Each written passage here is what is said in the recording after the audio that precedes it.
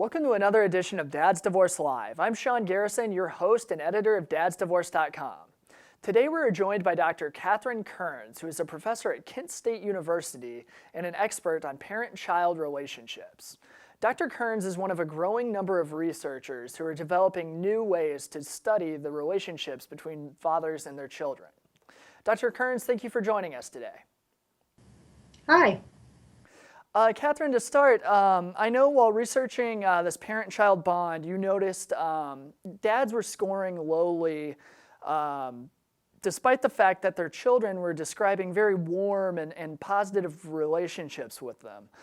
To get a more accurate assessment of the contributions that fathers were making to this bond, you revised two of your assessments, and then you noticed dads were drawing higher scores. Can you elaborate on the changes that you made and how that kind of impacted the results that you were getting? Sure. So it might be helpful to have a little background information first. What I was studying was children's attachments to their mothers and their fathers. And the idea behind the theory is that children go to parents both for when they need help, emotional support, and also when things are going well, when they need help in terms of getting their confidence raised, or need encouragement to explore out into the world. And so when we went to interview kids, most of the measures that are available really concentrate on the idea of whether kids go to parents for emotional support. And so even though they were saying positive things about their fathers, they weren't very often saying that's a person they immediately turn to when they're upset. And instead they were saying, my dad is the person that I go to when I want to learn something new, when I want to get better. My dad is the one that really believes in me and encourages me to do my best and to try. Sure, and in your opinion, has there been a bias traditionally in how research like this has been conducted, and that maybe it's more geared towards measuring the relationship between mothers and their children while unintentionally marginalizing fathers? Yeah, and I think it probably has unintentionally happened. Decades ago, you go back to people like Freud, they talked about the importance of mothers, but we've known since the 1970s, the psychology community has been tuned into the idea that fathers are important.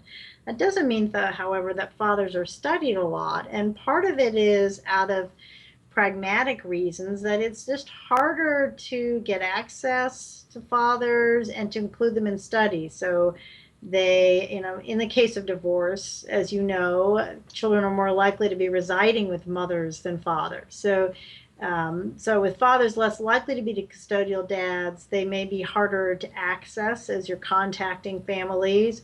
Their work schedules are often less flexible, making them less available.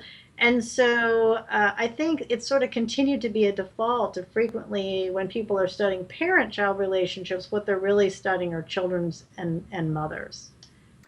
Sure, and you're one of a growing number of researchers who are coming up with new and better ways to study sort of the field of fatherhood.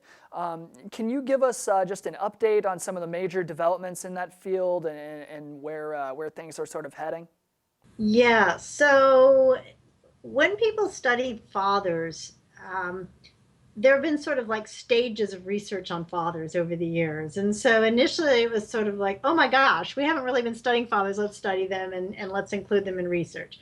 And then there was sort of a phase where people said, maybe what it is that mothers and fathers play different roles, and maybe they influence different kinds of outcomes in children. So maybe, mothers are more important for something like self-esteem, maybe fathers are more important for something like academic achievement or things happening outside the family. So there was this wave of studies trying to show whether mothers and fathers have influences in different ways.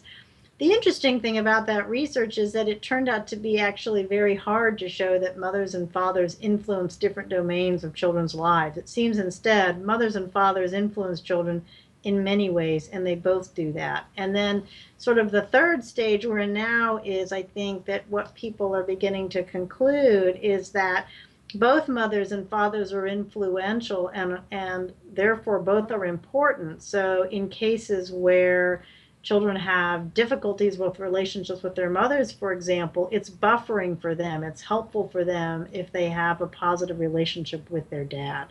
So part of what I'm saying is what children need is a good relationship with at least one of their parents, but it turns out it doesn't matter if it's the mother or the father, which means mothers and fathers are in fact equally important. All right, well, thank you so much for joining us today. We really enjoyed having you here on Dad's Divorce Live. Thanks for having me. To read more about Dr. Kerns' recent research regarding fatherhood and the father-child bond, make sure to visit DadsDivorce.com. That'll do it for another edition of Dad's Divorce Live. I'm Sean Garrison, editor of DadsDivorce.com. We'll see you next time.